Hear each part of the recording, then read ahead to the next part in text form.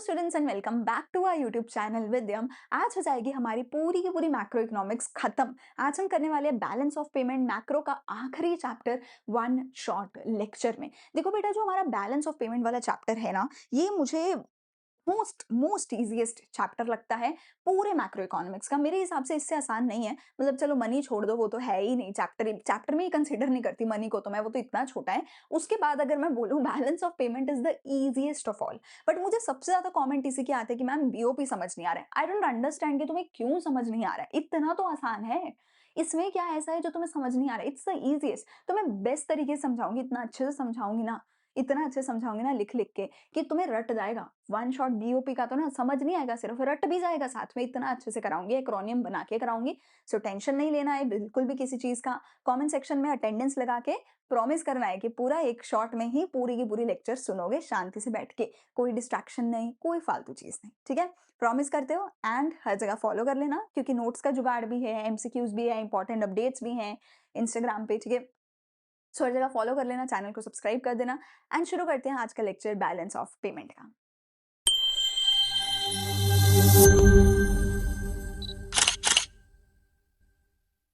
ये है मेरा चैप्टर बैलेंस ऑफ पेमेंट, यानी कि लास्ट चैप्टर आपकी मैक्रो इकोनॉमिक्स का।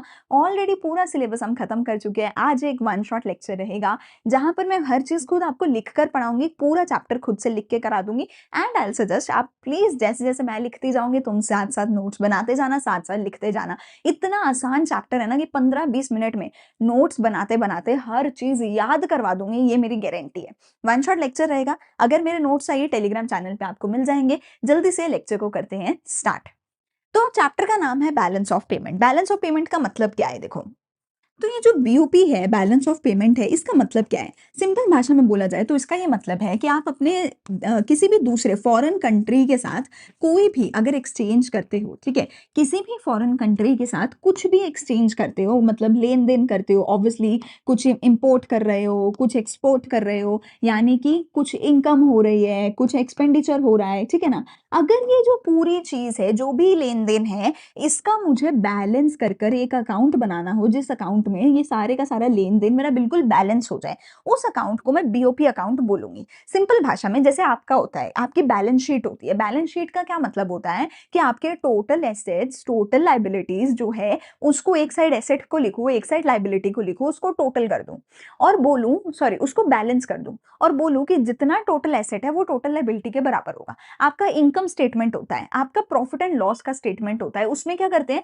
एक डेबिट साइड बनाते हो, एक क्रेडिट साइड बनाते हो, एक साइड सारे खर्चे, एक साइड सारी इनकम, और लास्ट में हर अकाउंट को, कोई भी अकाउंट तुम बना रहे हो अकाउंट्स में, लास्ट में हर अकाउंट को बैलेंस आउट करके जाते हो। डेबिट साइड को हमेशा क्रेडिट साइड के इक्वल करके ही खत्म करते हो, है ना। तो जैसे अकाउंट्स में कोई भी अकाउंट बना रहे हो और बोल रहे हो कि भैया इनकम और एक्सपेंडिचर बराबर होगा, वैसे ही जब तुम दूसरे देशों के साथ जो लेन देन कर रहे हो उसके लिए अगर एक अकाउंट बनाओ, तो उस अकाउंट को बैलेंस ऑफ पेमेंट अकाउंट बोला जाएगा। सिंपल। जैसे मशीनरी अकाउंट होता है ना, पार्टनर का अकाउंट होता है, कैपिटल अकाउंट होता है, करंट अकाउंट होता है, बैलेंस शीट होती है, वैसे ही एक बैलेंस ऑफ पेमेंट का अकाउंट है। अकाउंटिंग सेंस में हम यहाँ पे काफी सारी बातें करेंगे, डेबिट क्रेडिट के सेंस में काफी सारी बातें करेंगे। सो ये पूरे का पूरा चैप्टर जो है काफी हद तक अकाउंटिंग सेंस में है, एंड अकाउंट्स के बेसिस पर ही मैं तुम्हें काफी चीज समझाऊंगी जो अकाउंटेंसी आप पढ़ते हो। ठीक है, सो ये एक प्रॉपर अकाउंट है जो तुम अपनी अकाउंटेंसी में पढ़ते हो, जिसकी एक साइड डेबिट होती है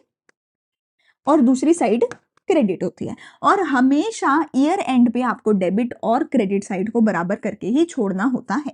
ठीक है, ये चीज तुम्हें पता होगी, कभी भी डेबिट और क्रेडिट साइड एक दूसरे से अलग नहीं हो सकते, हमेशा बराबर होनी चाहिए। अच्छा जी, डेबिट साइड पे क्या लिखते हो? सारे खर्चे, यानी कि डेबिट साइड पे तुम्हें क्या लिखने हैं? सारे के सारे आउटफ्लो ऑफ कैश।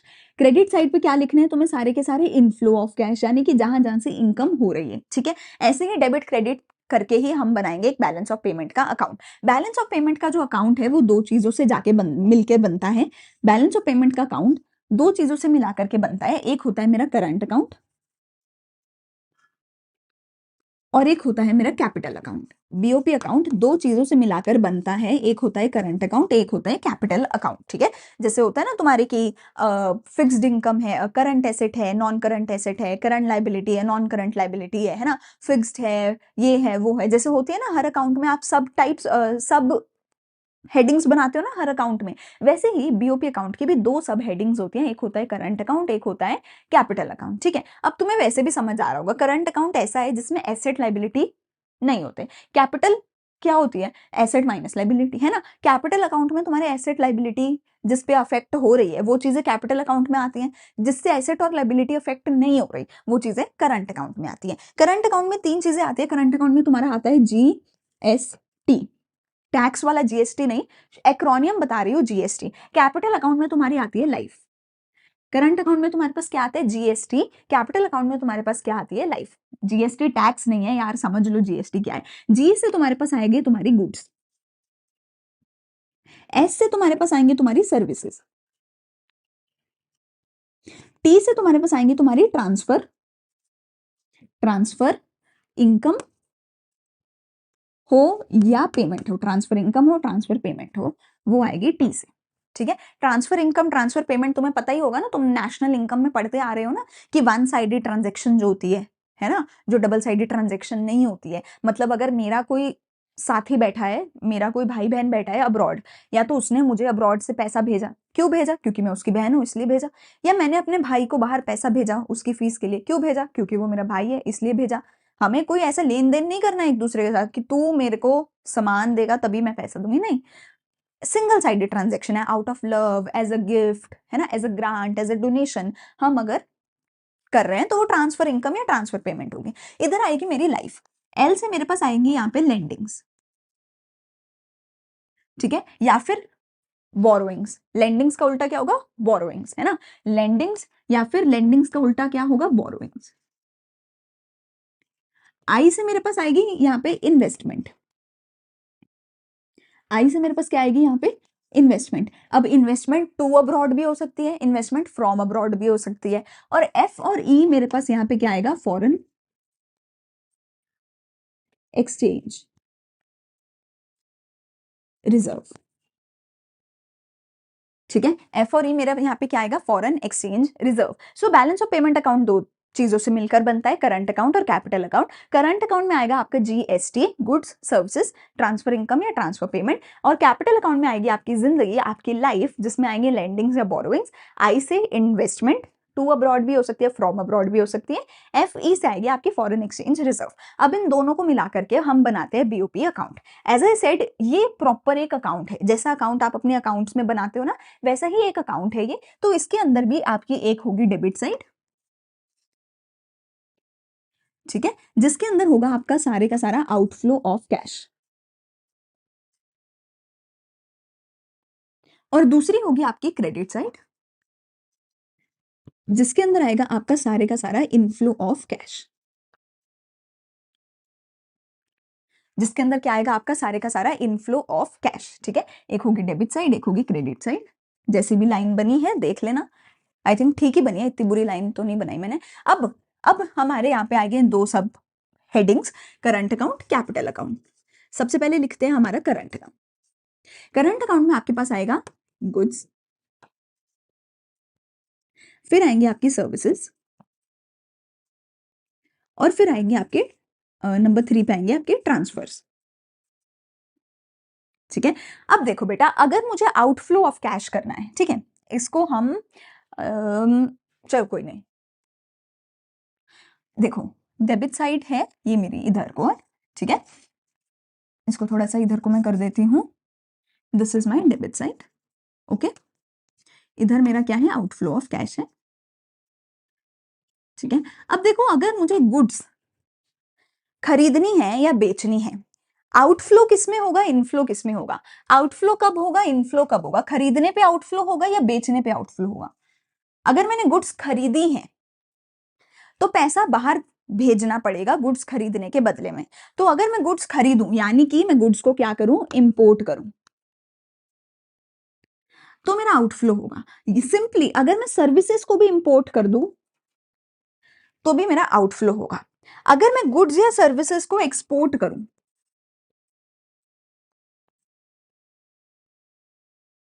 तो इनफ्लो ऑफ कैश होगा। मतलब सामान घर में आया तो पैसे का आउटफ्लो होगा, सामान बाहर भेजा तो पैसे का इनफ्लो होगा। जो गुड्स हैं इनको बोला जाता है विजिबल आइटम्स। इनको क्या बोला जाता है? विजिबल आइटम्स, क्योंकि तुम्हें दिखती है ना गुड्स। अच्छा, अगर गुड्स दिखती हैं, सर्विसेज तो नहीं दिखती हैं, तो इनको क्या बोला जाएगा? Invisible items. इनको क्या बोला जाएगा? इनविजिबल आइटम्स, है ना, क्योंकि ये दिखती नहीं है।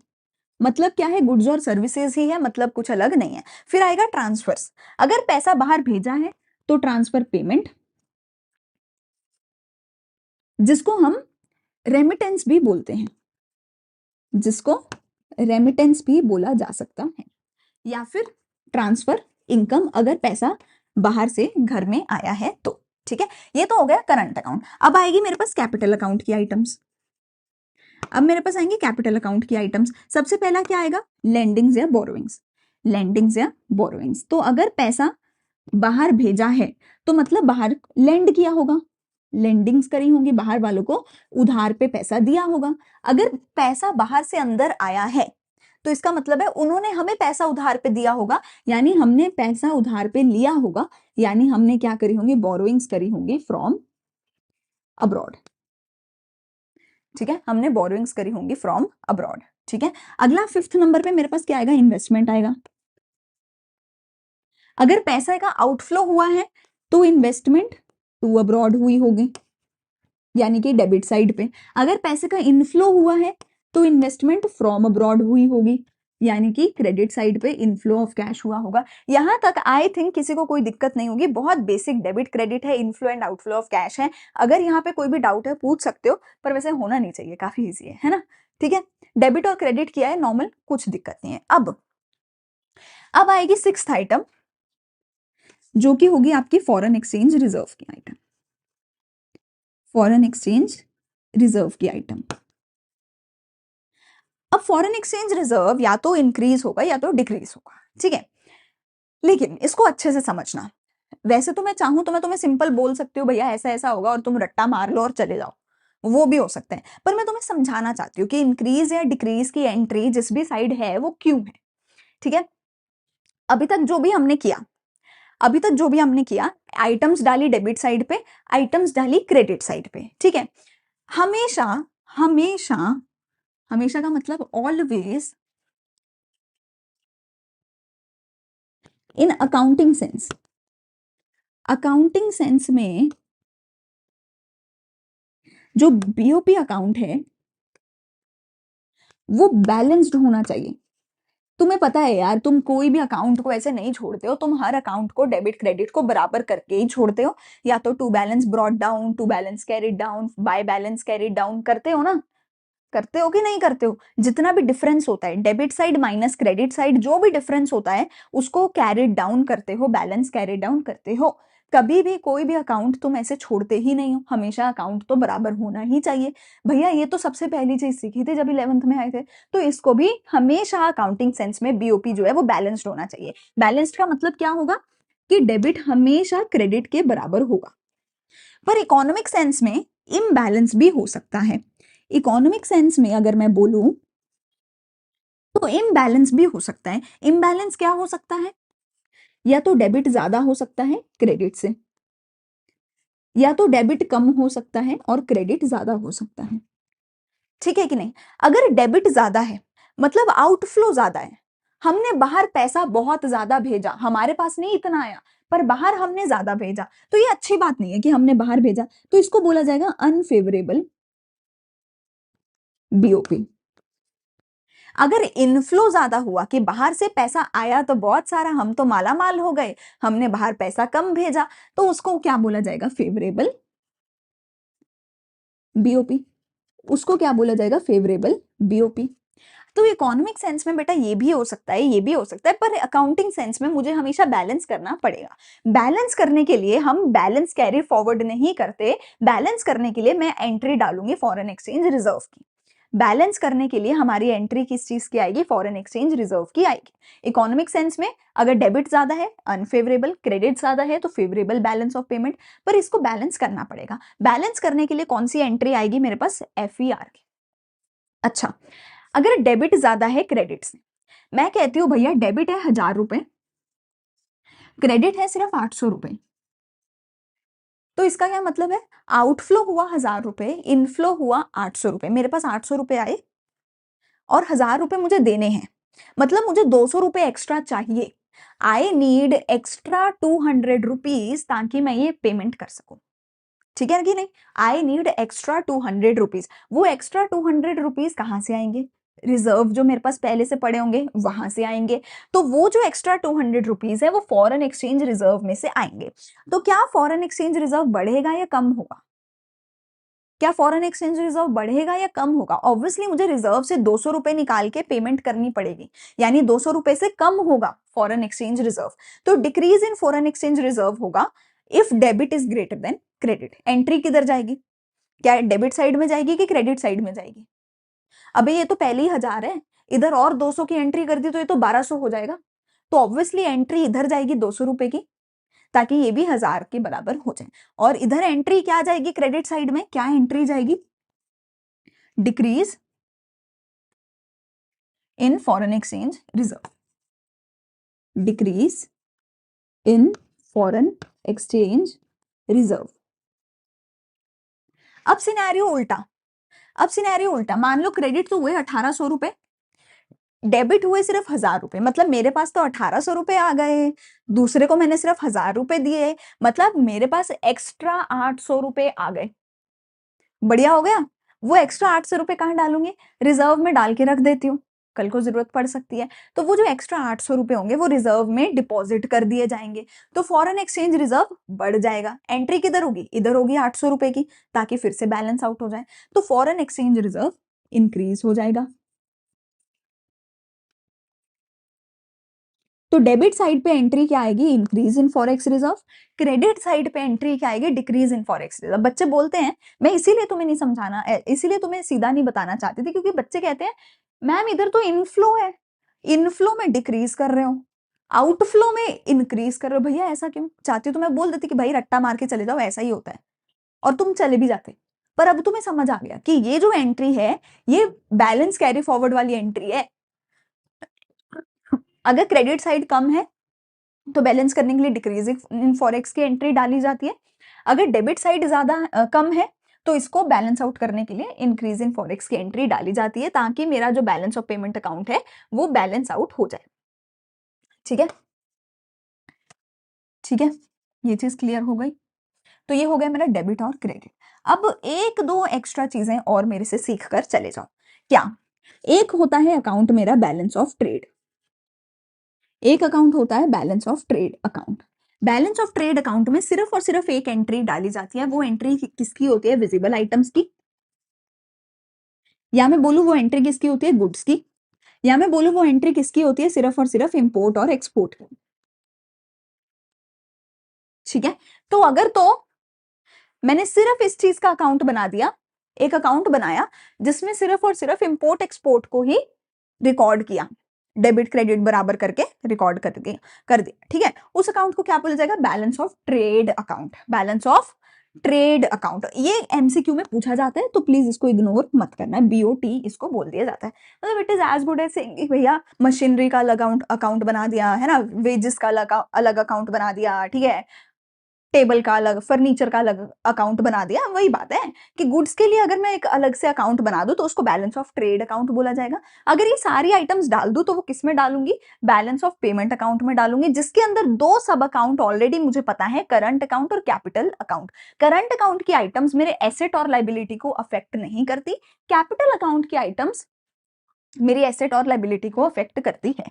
ठीक है, ये क्या लिखा हुआ है? लेंडिंग। ठीक है, कैपिटल अकाउंट की आइटम एसेट लाइबिलिटी को अफेक्ट करती है, करंट अकाउंट की आइटम्स एसेट लाइबिलिटी को अफेक्ट नहीं करती। अब एक लास्ट टॉपिक है और जो हीरो टॉपिक है वो है आपकी ऑटोनॉमस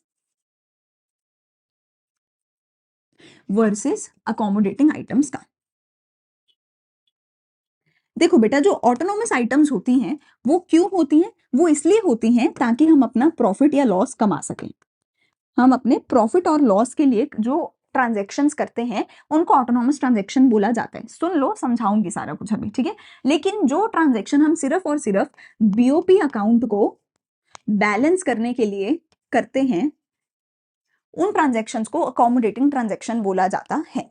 ठीक है, मतलब इट्स लाइक सेइंग कि भैया मम्मी ने रोटियां बनाई हैं, मम्मी ने रोटियाँ बनाई हैं, अ लॉट ऑफ टाइम ये चीज़ होती है ना कि सब लोग के लिए रोटी उतनी बनेगी जितना सबको भूख है। सब लोग अपना पेट भरने के लिए खा रहे हैं। लास्ट में मम्मी कितना खाती है? बचा हुआ खत्म करने के लिए, है ना? लास्ट में मम्मी क्या करती है? अगर 2 रोटी बची है तो हाय खत्म करनी पड़ेगी, भूख तो नहीं थी पर खा लूँगी, खत्म करनी पड़ेगी। 1 रोटी बची है तो 1 ही खत्म करनी है तो 1 ही खा लूँगी, होता है ना? तो अगर रोटियाँ बन रही हैं तो सब लोग तो खाएँगे अपनी भूख मिटाने के लिए, पर लास्ट में मम्मी खाएगी रोटियाँ खत्म करने के लिए, है ना? होती है ना ये चीज़? वही बात है कि सब लोग ट्रांज़ैक्शंस करेंगे अपने प्रॉफ़िट और लॉस के लिए, पर लास्ट में कोई 1 या 2 ट्रांज़ैक्शन ऐसी होंगी जो करी जाएँगी बीओपी अकाउंट को बैलेंस करने के लिए। तुम्हें पता है ना? अभी बताइए ना कौन-सी ट्रांज़ैक्शन है बैलेंस करने के लिए? बताओ ज़रा कमेंट सेक्शन में, कौन-सी ट्रांज़ैक्शन है बीओपी को बैलेंस करने के लिए? वो तो है और भी है, बताऊँगी, आ जाओ। सो जो ऑटोनॉमस ट्रांज़ैक्शंस हैं वो प्रॉफिट एंड लॉस के लिए होती है। अकोमोडेटिंग ट्रांजैक्शन होती हैं ताकि बीओपी अकाउंट को फाइनली बैलेंस आउट किया जा सके। ऑटोनॉमस ट्रांजैक्शंस जो है आपकी ये करंट अकाउंट में भी हो सकती हैं as well as capital account में भी हो सकती हैं। ठीक है, ठीक है, अकोमोडेटिंग ट्रांजैक्शंस लिख दूं यहाँ पे। ठीक है, लेकिन जो अकोमोडेटिंग ट्रांजैक्शंस होती हैं वो सिर्फ और सिर्फ कैपिटल अकाउंट में होती हैं, करंट अकाउंट में नहीं होती। वो सिर्फ और सिर्फ कैपिटल अकाउंट में होती हैं, करंट अकाउंट में नहीं होती। एग्जाम्पल की बात करी जाए तो GST, goods services transfer payments, तीनों इसमें आएंगे। फिर लाइफ में से लेंडिंग्स भी इसमें आएगा, इन्वेस्टमेंट भी इसमें आएगा। तो ये जो सारी के सारी ट्रांजेक्शन हमने करी हैं ये सारी की सारी ऑटोनॉमस ट्रांजेक्शन में आएंगी। इधर क्या आएगा? ऑब्वियस सी बात है, अब तो तुम बोलोगे कि मैम हम तो कह ही रहे थे। कौन सी आएगी? Foreign exchange reserve, foreign exchange का रिजर्व का इंक्रीज होना और इसका डिक्रीज होना, ये ट्रांजैक्शन करी जाती है बैलेंस आउट करने के लिए। ठीक है, ये ट्रांजैक्शन करी जाती है बैलेंस आउट करने के लिए, तो ये ट्रांजैक्शन अकोमोडेटिंग है। पर इसके अलावा एक और ट्रांजैक्शन है जो अकोमोडेटिंग है, जो कि है बोरोइंग्स। बोरोइंग्स, लेकिन बोरोइंग सिर्फ तभी इंक्लूड होगी जब उनको स्पेशली इसीलिए किया गया है ताकि आप बैलेंस कर सको बीओपी को। अब एक चीज समझो, मैंने तुम्हें बोला था कि भैया अगर आउटफ्लो ज्यादा है इनफ्लो से, आउटफ्लो है 1000 रुपए, इनफ्लो है 800 रुपए, 200 रुपए की कमी पड़ गई, हम 200 रुपए अपने रिजर्व से निकालेंगे। तुम में से किसी ने ये नहीं बोला कि मैम अगर रिजर्व हो ही ना तो क्या होगा? अगर रिजर्व हो ही ना तो क्या होगा? अगर रिजर्व हो ही ना तो क्या होगा? तो उधारी लेनी पड़ेगी, तो उधारी लेनी पड़ेगी। अगर रिजर्व हुआ ही नहीं तो क्या करना पड़ेगा? उधारी लेनी पड़ेगी। और अगर तुमने उधारी इस वजह से ली है ताकि तुम बैलेंस ऑफ पेमेंट अकाउंट को बैलेंस कर सको, तो उस उधारी को तुम अकोमोडेटिंग ट्रांजैक्शन बोलोगे। पर क्या उधार सिर्फ इसीलिए लेना है? नहीं, जरूरी नहीं है। वैसे भी उधार तो ले ही सकते हो, वैसे भी उधार तो ले ही सकते हो। अगर वैसे ही उधार लिया है, अपने अपनी मर्जी से लिया है किसी भी रीजन से, तो वो अकोमोडेटिंग ट्रांजैक्शन में नहीं आएगा। पर अगर तुमने सिर्फ इसलिए उधार लिया है ताकि तुम बीओपी को बैलेंस आउट कर सको, तो जो बोरोइंग्स हैं वो भी फिर अकोमोडेटिंग ट्रांजैक्शन बन जाएंगी। मतलब फॉरेन एक्सचेंज तो पक्का ही अकोमोडेटिंग है, बोरोइंग्स डिपेंड करेगा क्यों करी है। अगर बैलेंस करने के लिए करी है तो बोरोइंग्स भी क्या होंगी? अकोमोडेटिंग ट्रांजैक्शन होंगी।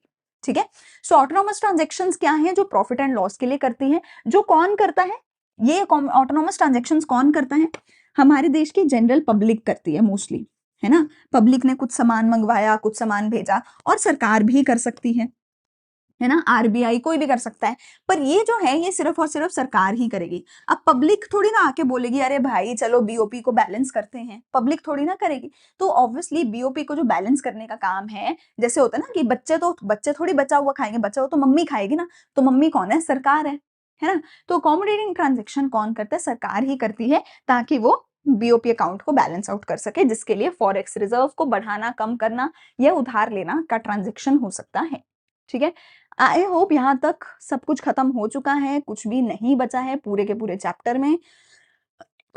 बीओपी तीन तरीके का हो सकता है, बैलेंस्ड, अनफेवरेबल और फेवरेबल। तीन तरीके के बैलेंस हो सकते हैं बीओपी अकाउंट के। ठीक है, जीएसटी और लाइफ को प्लीज अच्छे से याद रखना। मैंने बहुत टाइम लगाकर भाई तुम्हारे लिए एक्रोनियम बनाए थे ताकि तुम याद कर सको। बीओपी का मतलब जरूर याद कर लेना, डेफिनेशन अपनी बुक में से ठीक है? डेबिट और क्रेडिट 2 साइड होगी, आउटफ्लो इधर आएगा, इनफ्लो इधर आएगा, ठीक है? दैट्स इट पूरे और बीओटी ज़रूर याद कर लेना बिकॉज़ एमसीक्यू 1 नंबर का आ जाता है कि बीओटी क्या होता है? जिसमें सिर्फ़ और सिर्फ़ गुड्स की एक्सपोर्ट-इम्पोर्ट की ट्रांज़ैक्शन आती है, ठीक है? यहाँ पे पूरा चैप्टर होता है खत्म। अगर कोई भी डाउट है तो कमेंट सेक्शन में पूछ सकते हो। पूरा सिलेबस मैक्रो का यहाँ पर हमारा होता है खत्म। आखिरी वन शॉट चैप्टर था ये। अब अगर प्लीज़ अच्छा लगा है, तो प्लीज़ अपने दोस्तों के साथ शेयर करना। प्लीज़ मुझे कमेंट सेक्शन में बताना that you have loved the videos और नॉट। जो भी डाउट है वो भी कमेंट सेक्शन में पूछ सकते हो। मैं यहाँ के बाद आपको इंडियन इकोनॉमिक्स जो भी बचा है सिलेबस तुम्हारा, बिज़नेस स्टडीज़, इंडियन इको सब खत्म करवाने वाली हूँ, accountancy, everything you will find on our channel. Please हमारे चैनल को ग्रो करने में हेल्प करो, लाइक, शेयर एंड सब्सक्राइब करो। मेबी कहीं न कहीं आगे किसी न किसी और वीडियो में, किसी न किसी और चैप्टर में हम ज़रूर मिलेंगे। थैंक यू, बाय-बाय, अच्छे से पढ़ाई करते रहो।